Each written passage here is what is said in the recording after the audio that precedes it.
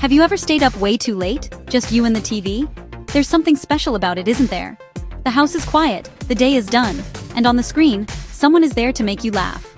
Late-night television is more than just a show. It's a nightly ritual, a shared experience that connects us all before bed. The host becomes a familiar face, someone you invite into your living room every night. They talk about the news, but in a way that makes you chuckle instead of worry. They chat with celebrities, but make it feel like you're eavesdropping on a fun conversation.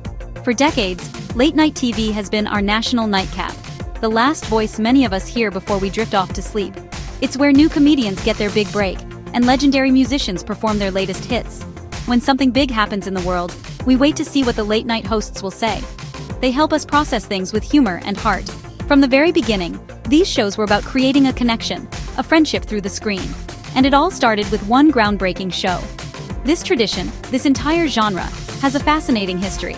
It's a story filled with huge personalities, big laughs, and even a little drama. We're going to take a trip back in time to see how it all began. So, grab a snack, get comfortable, and let's dive into the wonderful, wacky world of late-night television. It's going to be fun. It all started with a simple idea. What if a TV show could be like a fun, casual conversation? That idea became The Tonight Show, first airing in 1954 with Steve Allen. Allen played piano, did sketches, and talked to the audience, creating the blueprint, a host's desk, a couch for guests, and an opening monologue. After Allen, Jack Paar took over, emotional, engaging, and a master storyteller. Paar proved the host's personality was the heart of the show.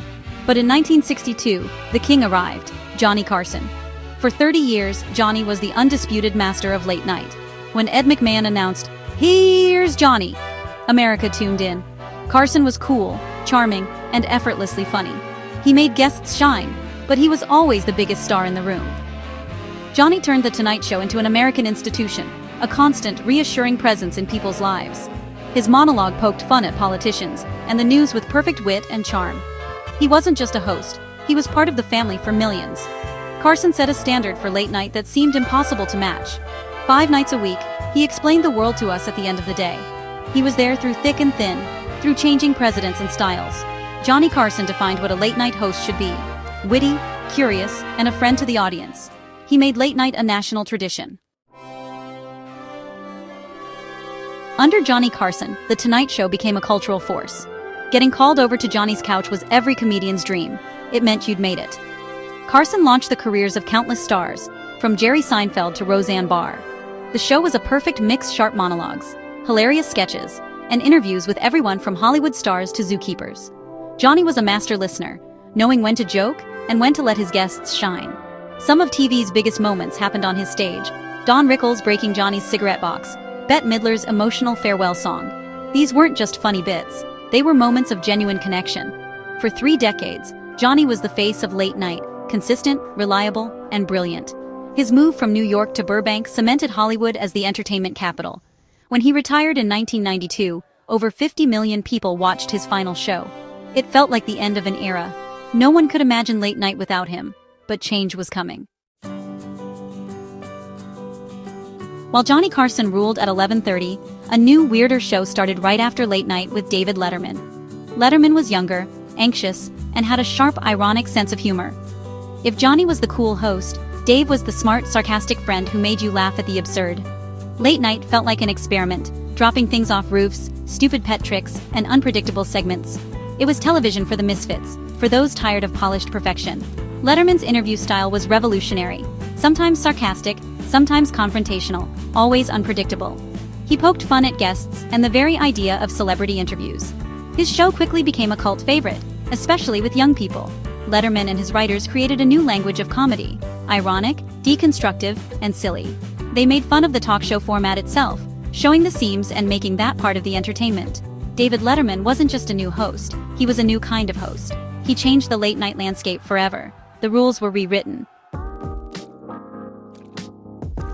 Comparing The Tonight Show with Johnny Carson and Late Night with David Letterman is like comparing classic rock with punk rock. Carson's show was polished, professional, and universally beloved, the ultimate insider's view of Hollywood. His comedy was broad, clever, and aimed to please everyone. Letterman, on the other hand, was the anti-establishment, messy, unpredictable, and a little dangerous. If Carson's show was in a fancy Hollywood club, Dave's was in a gritty New York basement. Letterman was the outsider, making fun of show business from the inside. His comedy was specific, ironic, and aimed at a younger, more restless audience. Carson's set was warm and inviting in sunny Burbank. Letterman's was urban and gritty in New York. Carson brought Hollywood to America. Letterman brought the weirdness of New York. Carson mastered the monologue. Letterman invented the top 10 list. Carson played recurring characters. Letterman surrounded himself with quirky real people. Johnny was the star at the center of a perfect universe. Dave was the ringmaster of a chaotic circus. Both were geniuses, but they played very different games. Their rivalry defined late night for a generation. Two thrones, two kings, two visions of comedy. The history of these shows is paved with unforgettable moments. Letterman's stupid pet tricks became a national treasure, celebrating the absurdity of everyday life. Throwing things off buildings, wild interviews, and unpredictable guests made his show must-see TV. Over on The Tonight Show, Johnny's animal segments with Jungle Jim Fowler were legendary. Chaos met deadpan genius. Carson's calm reactions to wild animals or unexpected moments created comedy gold.